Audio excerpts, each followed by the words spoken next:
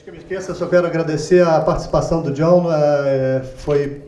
e dos outros palestrantes, foi proporcionada pela American Airlines, que cedeu uma passagem para a gente, que o John conseguiu, então eu queria agradecer ele também como apoiador, como supporter.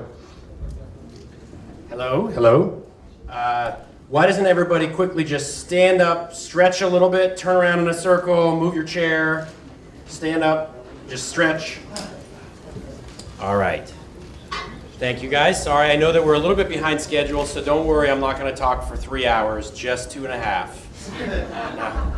I'll keep it kind of quick, and I want to make sure that you guys have a chance to ask some questions. So my goal is I just want to tell you guys a little bit about Mass Challenge, what we are, and then why we launched Mass Challenge, and what opportunities we see moving forward, both with Brazil and generally around the world. And then I'll just open it up for questions. So first off, how many of you guys know Mass Challenge and know what we do? All right, good. So not everybody, but a good chunk of people. So Mass Challenge is the largest ever startup accelerator and the first to support startups with no strings attached.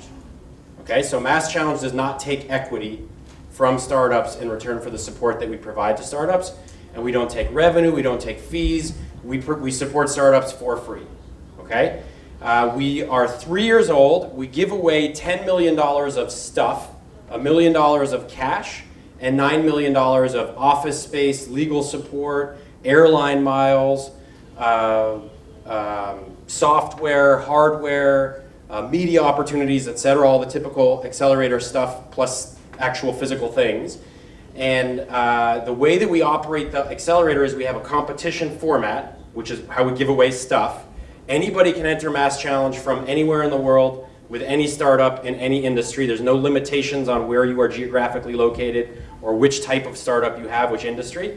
The only criteria is that you have to be a startup, so not a large company. So our only criteria is a ceiling that our guideline is not more than $500,000 of equity-based investment in your startup. So we're focused on pretty early stage.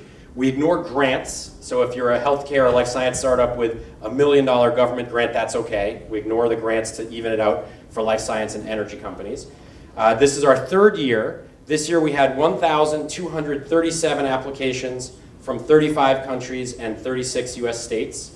And then we have a judging process where we leverage experts, venture capitalists, angel investors, lawyers, and successful entrepreneurs and business executives to filter through the applications.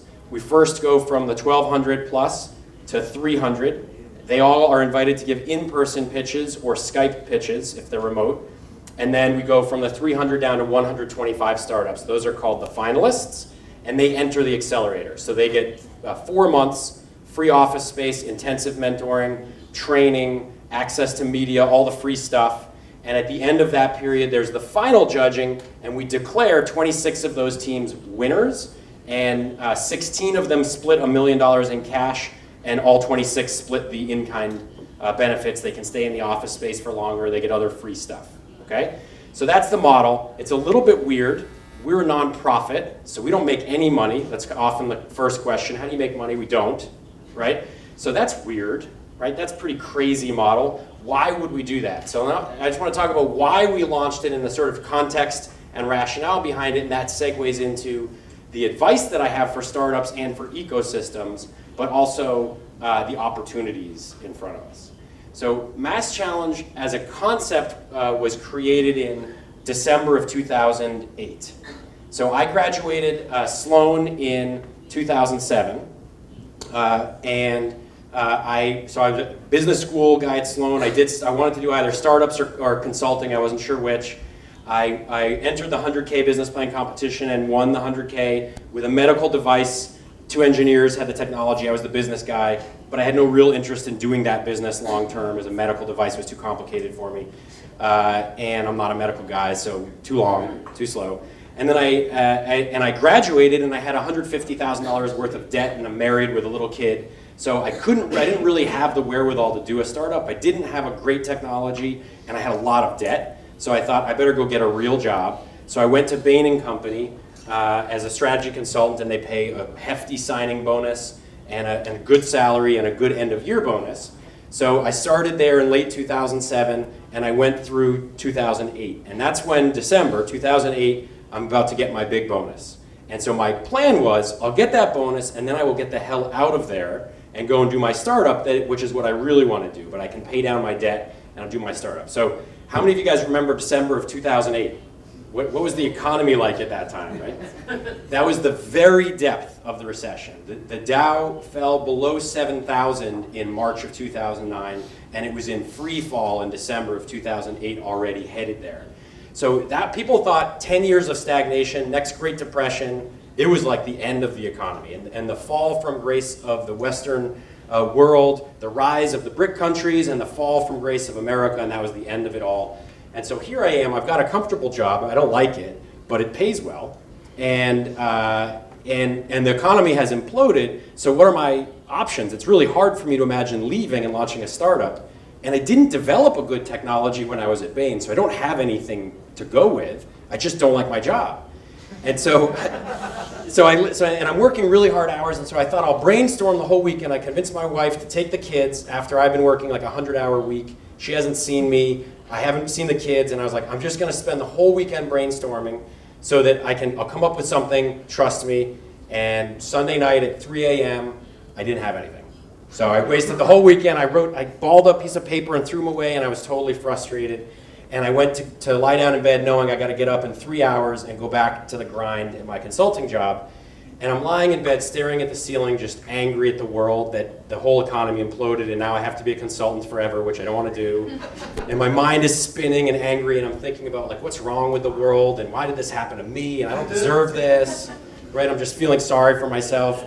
And so I'm thinking, you know, it's such a shame. What the world needs most of all right now is more startups, more businesses, more growth, more jobs, more hope, more optimism. And yet it's never been harder to launch a startup because money is fleeing risk. Everybody is trying to avoid risk and create defensive positions. And I thought somebody should fix that. Like somebody should make it easier to launch startups. That's what the world needs. And then I like shut up out of bed. I was like, wait a minute, I'm somebody. Like, why don't I do that? That's a thing that people would like. There's huge demand for that right now, and the government is pouring billions of dollars, hundreds of billions of dollars into the market to create jobs and growth. So I will definitely find money. And I won the 100K Business Plan competition. I ran the Global Startup Workshop when I was at school. So I knew how to create catalytic events that produce results in entrepreneurship. So I actually was like the best guy on the planet to do it, and it never occurred to me. Right? I was trying to do consumer electronics. I was trying to create a business that produced products that I would like. But I have no skills in that. I'm not good at creating hardware. I can't create the iPhone or compete with Apple or Microsoft or anybody. And then it occurred to me that I had this perfect skill set to do this. And I thought, so this was it. I scribbled it down on a piece of paper. I went in the next day to the office, and my colleague and I had been working on some ideas, and I brought it up with him, and he literally folded up his book calmly, put it into his bag, stood up and said, let's go. I'll quit right now. And I was like, let's give it a couple of weeks. And I convinced him to sit down and complete his project. And we talked to some people, we got some good feedback, and then we launched Mass Challenge on this model. Now, so that's the process of thinking. It was really out of need and necessity. But as we went along, our original business model was actually for profit. And we thought we would take an equity stake in the companies just as the typical model does. And we would have a fund for investment with government money, and then we would sell out that government money at the very first financing event, similar to what they were doing with Chrysler and other models. So it turns out nobody wants the government on your term sheet. It's pretty bad, co-investor. So investors told us in our feedback sessions that was not a good idea, and then we didn't have a fund, so we couldn't invest in because we didn't have any money. And so then we got to thinking like maybe we shouldn't. What if we did it as a nonprofit, or what if we did it without equity? And this was a kind of a radical idea. Like this is the first time that anybody has done this, and it was hard at that point in time to do that. But we made the decision to go nonprofit. It was the best thing we ever did, and here's why. So two things. First is philosophically, right? So philosophically, if you look at the startup community, the vast majority of the value is being created by the startup. Okay, they work really hard. They take enormous risks. And they are creating a solution to a problem that somebody wants to pay money for. So they're creating a huge amount of value for society.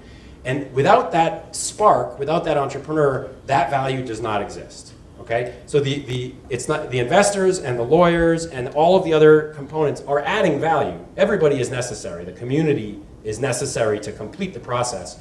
But the origin is with the entrepreneur. That's the spark, and the greatest element of risk is taken there. And yet they work in their basements and their garages. They are isolated from all of the resources they need to succeed. So in order to succeed, a startup is going to need an investor, a lawyer, technology advisor, business advisor, press and media coverage, customers, technology co-founders and staff members. They're going to need actual technology and office space, all of this stuff which isn't in their basement and it isn't in their garage.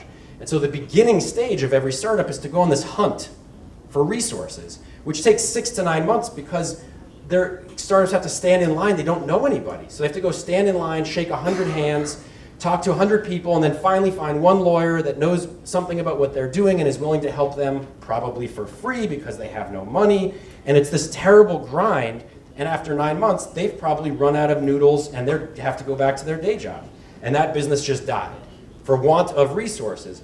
And the irony is the resources exist and they want to work with the startup, but they just can't find each other, right? So the startup is at this terrible disadvantage in the ecosystem, has no money and no access, and they're totally isolated, and yet they are the key to the equation. So we thought, philosophically, it's not right to take all of their stuff from the very beginning, right? You should empower the startup, and we should encourage many, many, many more people to attempt startups, and therefore we should reduce the cost, the entry cost to launch a startup, and accelerate the process so that there's lower risk, faster turn and success, or failure, but at least faster. So you don't waste 9 months of your life on each startup, but you can find out in 1 to 3 months if you actually have a good idea and it's worth pursuing, and then you connect with all the stuff. So that's philosophically, we just shouldn't be charging the startups, and certainly shouldn't be abusively charging them, but really ideally should have a price of 0. Meanwhile, the rest of the ecosystem, the corporations that benefit, the investors, the government, the media, they all have money. So they should pay to create the startup because that's how they derive their value. Right? They are extracting value out of the value chain created by the startup. So they should be paying to fund the creation of the startup so that they can then down the road extract value off of that growth. And that's the model that we adopted. So philosophically it's right, and then strategically it's actually really powerful.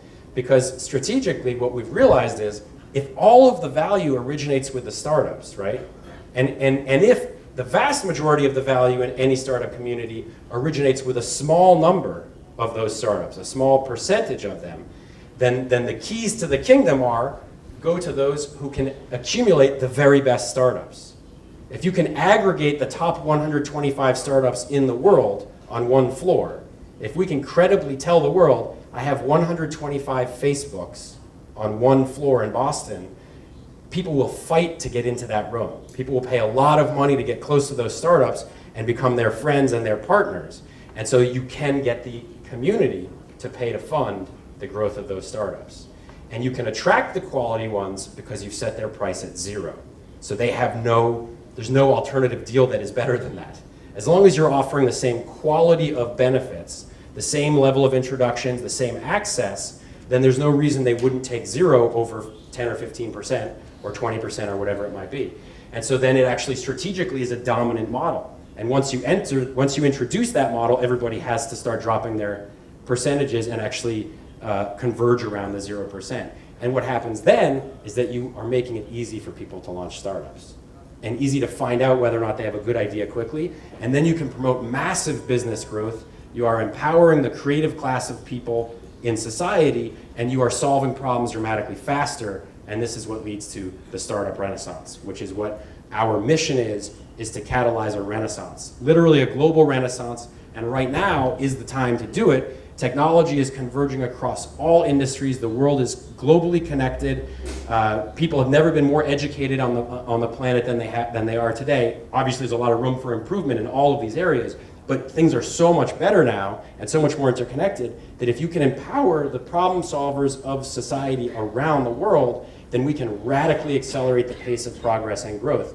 And the beauty of this is, it's better for the investors, it's better for the lawyers, it's better for everybody that would like to charge the startup up front if we actually don't. Because the model today is people fighting for a share of an existing pie of value, right? There's two aspects of business creation. There is creating value and there's capturing value. If I solve a problem, I cure a disease, right? I'm creating a benefit for you in your life because you no longer have to have that disease, and you're willing to pay me money for that. So I'm creating a benefit, and that is better for society, and then you pay me something and I get to keep a share. So that's capturing value. I created value and I capture value, right? And the majority of the economic model today, and I blame Harvard, I'm an MIT guy, so I can do that. But it is the majority of the economic model today around the world is designed around value capture. How do I push away all of the other competitors and jockey for position and get the biggest slice of the pie that already exists? Right? How do I weaken my labor force, weaken my suppliers, weaken the competitors, and get the lowest cost everything and the highest price everything, and then I win, and I have the biggest pile of money. And it's a really short-sighted, crappy system that comes out of it. It works for the individual, it's effective, you can beat everybody else up and take the money, but at the end of the day, you don't create much value, you're just capturing.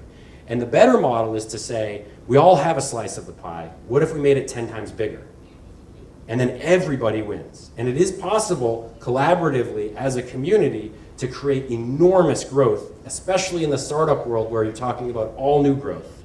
So as an example, let me talk about Mass Challenge. So we started this, it's crazy, right? It's a nonprofit model. We don't have any money ourselves. We have no brand ourselves. We started this with just an idea. And 3 years ago, we have since raised over $5 million, given $3 million of that away to startups. We have accelerated 350 startups in 3-year period, more than anybody else in the world ever within a 3-year period. And those startups have raised over $362 million of outside funding. They employ 3,000 people, and they have $100 million of revenue. Time magazine just came out with the top 25 technologies of 2012, like a week ago, and 2 of them were Mass Challenge finalists from this year. They're all over the press and media, and they're raising money incredibly quickly. The growth is off the charts. So it works, right? We have our sponsors include Verizon, Fidelity, IBM, Microsoft, 3M. So we have access for the startups to get in touch with those firms. They pay us money to talk to the startups who actually want to talk to them, right? So it actually, what it becomes is it becomes a watering hole, and all of the other animals come out to the watering hole, and then the process is faster because they actually all want to talk to each other to begin with, but they just can't get out of their own way fast enough to do it because they're all busy pushing each other out of the way to talk to each other. So it's actually an incredibly powerful model, and we're excited to bring it now around the world. So we've done it for 3 years in Boston. The challenging part of it is because it's a nonprofit, getting the upfront funding is difficult because there's not an easy ROI. It's unique, it's new, it's harder to explain to people why it works, and people are skeptical and think, this is a waste of money and time because I can't promise a return on the initial money. It's not that straightforward. It's a grant. I'm going to give it away, right? Nobody's obligated to give me money back after I give it away, but the system does work and create value for everybody. So once you launch it, it becomes dominant and takes over very rapidly, and everybody wants to be part of it. But the launching is the difficult bit. So now we've got it working in Boston. It's been very, very effective, and we want to bring it around the world. And we are talking to Israel, we're talking to Russia, I'm interested in bringing it to Brazil, we are interested in bringing it to the UK and all over the world, and I think it can explode and expand very, very quickly. Okay? So that's Mass Challenge. When we think of some of the lessons learned, and then I want to open it up for questions. So I think the key thing to highlight is that startups need a village to launch, right? All of the easy problems have been solved, all right? The problems that are remaining are too complicated for a single individual to solve in their basement. You're just not going to pull it off. You're going to need a team of people and a team of supporters, experienced people, investors, lawyers. All of the components are required. Our model is not anti-anybody in that equation. It's actually pro-everybody. And so you need that whole community. But the key to success is to not worry so much about your own individual profit in the short term for anybody in the equation, but to worry a lot more about how do we just create an awesome place? How do we create value for everybody? And the beginning part of it is all about giving stuff away. Just giving it all away. And think of, it's actually not dissimilar from e-commerce models. Like think of Google. Like nobody pays to search. Search is free. And because search is free, you develop a fanatic following of people, and you can charge somebody else to access that fanatic following. Right? It's just an indirect play. That's exactly our model. We make it free for startups to launch, and because we do, we create a fanatic following of startups, and we can charge other people to access those startups. Same model as Google or Bing or anybody else in that space. And our startups are more enthusiastic about Mass Challenge than Apple customers are about Apple, based on our surveys. So it's a pretty good model. We give away money and we ask nothing in return. So pretty easy to have happy customers in a sense, but it works, right? And then we can introduce others to them. So, all right, so the key lessons, and then I'm gonna open it up for questions. Startups drive the vast majority of the value. If you want a productive, valuable startup ecosystem, give stuff away to startups. You have to create an environment in which you are attracting the very, very best startups from all over the world, and that means you can't be abusing them. It can't be a bait and switch. It has to be genuine. We just love startups, and we're going to give you free stuff and help you, and it's going to be the best possible place to come and operate. And if you do that, you'll attract a bunch of them. Investors, lawyers, everybody else will follow. They're all necessary. The community is necessary. The key to the equation is the high-quality startup. Everybody else will show up to that party. The system dynamics aspect of this is pretty important, meaning that it really does require all of the players in the equation. You can't just add a bunch of investors and expect to get more output out of the overall system. You have to have a balance of all of the players. But again, the lead player is the startup, and it's about generosity and focusing on value creation. And I think the key opportunity, as I've highlighted, is one of renaissance. I think it really is genuinely possible. I'm not at all half-hearted about that. And I think we can have in our lifetime, in a very rapid period of time, a globally connected world that empowers the creative class, that is solving problems and improving humanity. So, I want to open it up for questions.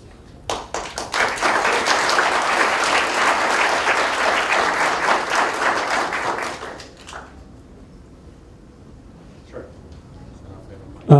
We all know that people in general tend to relax or stay in a comfort zone when they get stuff for free. I know there are exceptions, but in general, that's what happens. So what do you guys do in order to keep the entrepreneurs on track and work hard all the time? Yeah, it's a good question, and this came up a lot in our early design meetings and strategy meetings. So it's a limited time. That's the deal. Basically, the problem to be solved at the community level is one of filtering and matching. So the key filter is you have to filter for quality, and then you have to match people to resources that are well aligned. And so during that period, stuff should be free. You don't want to create an unnatural hurdle at the very beginning of the process. But for instance, we had 1,200 startups, and then we only picked the top 125 to go into the program, and the others, they get feedback on what is good or bad, about their business, but they don't get the free office space, all the free other stuff that's reserved for the top tier. And then that's a 4-month program where everybody gets that for free. And then there's the final judging, and there's 26 teams picked as winners, and they continue to get the free stuff for another 7 months until the next program begins, and then everybody is kicked out. So it's a maximum of 12-month period where you get the free stuff, and then you better be figuring it out. So the non-winning startups can stay in our office space, but they have to pay rent. It's very low rent. It's like well below what our costs are, but it forces them to think about revenue. Because the idea is like, look, if only the top 10% of startups are ever going to be successful, you didn't get picked in the top 10%. So that might be a flaw in the system. You might just be your timing. There's no sort of punishment or negativity around that. But you really ought to start proving your model by looking to the market to get some revenue, even a small amount. And then if you can, then you can keep turning the wheels, et cetera.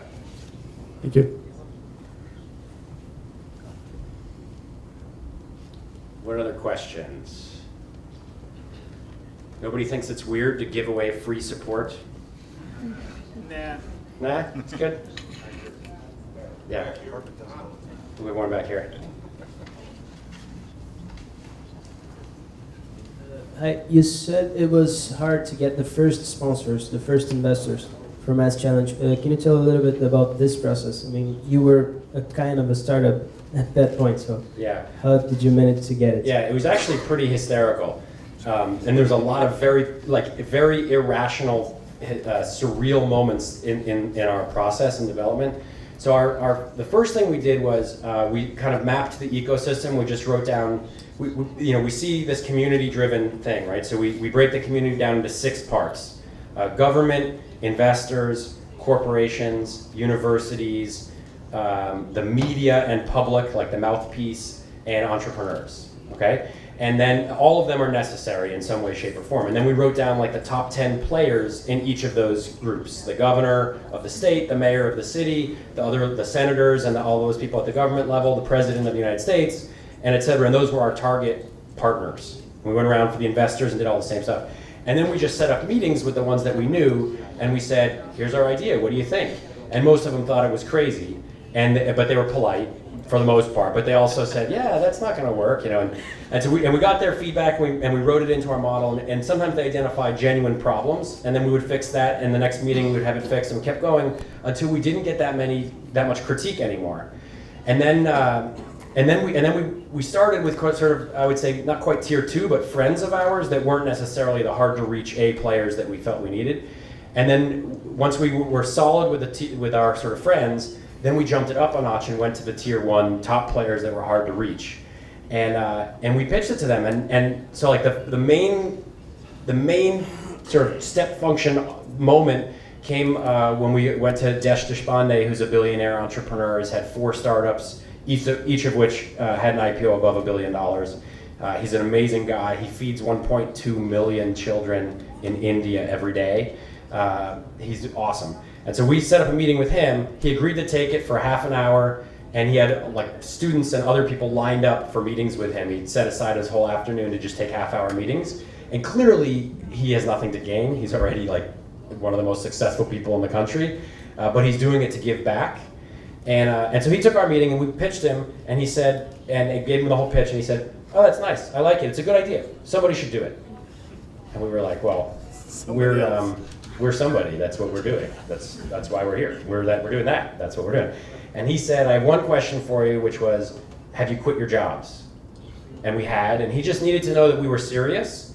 And then he said, okay, then I'll help you. Write down these names, and I'll introduce you to them. And it was the president of MIT, the president of Babson, the president of BU, the president of Northeastern, top 5 lawyers, top 5 investors, top 5 entrepreneurs. And he said, it was about 30 names. And he said, send me a draft email, and I'll send it to each of them tonight, and you can set up meetings with them. And I swear, every single one of them had replied within 12 hours of getting the email from him. And he sent it at like 11 p.m. And some of them responded within 2 minutes. And it was like, I'll clear my schedule. When would you guys like to meet? And we asked him, Dash, to sign a letter of support for us. That was pretty generic. It just said, I think this is a good idea, and it said you should support it, not him, but the other people should support it. But it had his signature on it. And then we brought that letter to all of them, and we got them to sign the same letter. And so we came back, he said, go talk to them and come back to me and tell me what they said. We came back, and we laid out all the letters like it was a royal flush. We were like, send us out we got a signature from everybody, right? And he goes, so you're good at marketing. So what?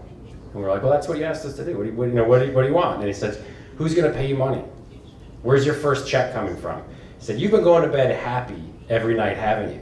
It's fun to sell ideas. Everybody loves an idea, and it's free to sign that. I signed it. Who cares, right? He goes, who's going to pay you money?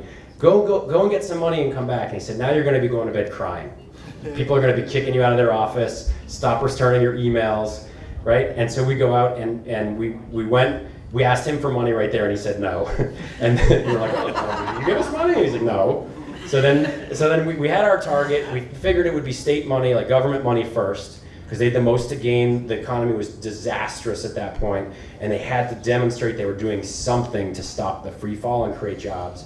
And they had this stimulus money, so we went to the Secretary of Economic Development for the state. We brought all of our letters of support in a folder. We had laminated presentations. We brought him a tie. I don't know what the hell we were thinking, but we won a tie in some contest. We gave that to him.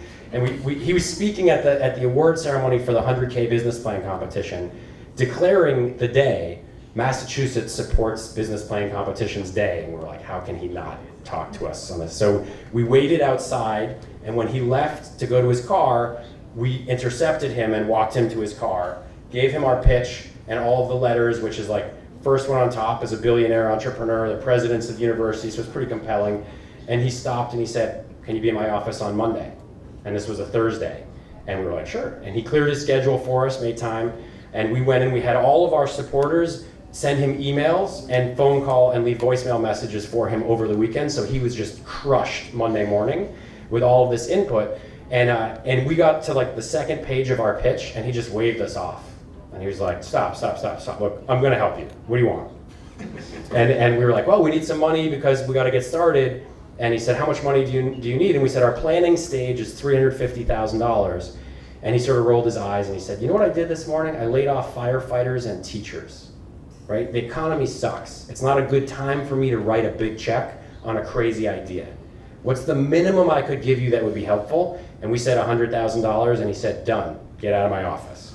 So we had $100,000 from him. We went to Desh and Desh said, I'll match it. Who else do you know? So suddenly we had $200,000. And he said, how much more do you need? 150? He said, I'll take 75, you take 75, we'll race. Who gets there first? So we get back into our car to drive back to like about 20 minutes back to where our office was from his house. He calls us like 4 minutes later and goes, I'm done, how are you guys doing? And we're like, well, we haven't called anybody yet. I don't know those people. I don't know what you're, and he goes, well, you better hurry up. I put my ass on the line for you.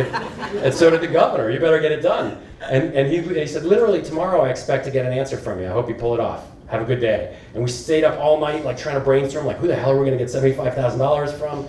And we just were mad, frantic. And we called the governor's team and we're like, we gotta get this money. Desh is mad at us, I think. I don't know, I'm not sure how to do this. And they gave us some advice and we called around and we figured out in Microsoft, the governor was going to announce it at Microsoft. And so we called up Microsoft and said, you know, and this was the governor's team's advice. They can't help you with fundraising, but they helped us with our pitch. And it was that you never ask for money, you provide the opportunity to be part of it, right? And so we called Microsoft and said, look, the governor's going to be announcing a new initiative at your building.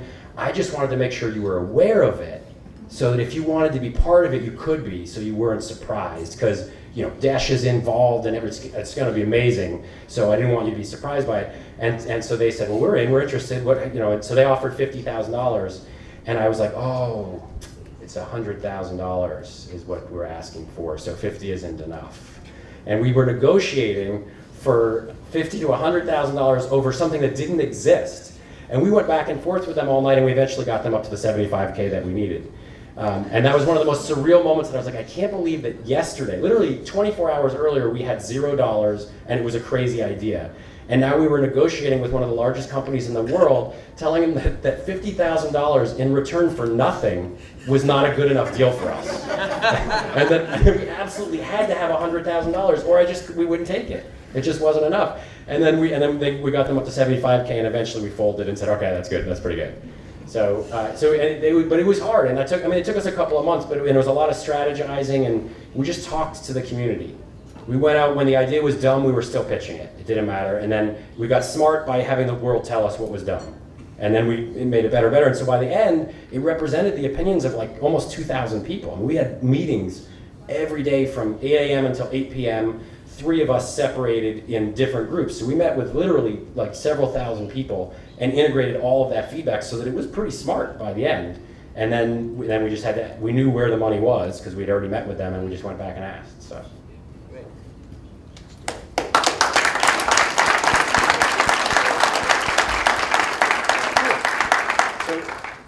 Any other questions, or we should break? I don't want to stand between you guys and cocktails. I think there's drinks. Any last questions? We'll do one last question. One more, and I'll answer more briefly. This isn't a question. I have to make a comment. So I was there at that Microsoft launch, and what I want to tell you guys is that Boston was already a pretty rich startup ecosystem. So it wasn't like, you know, that there was nothing going on.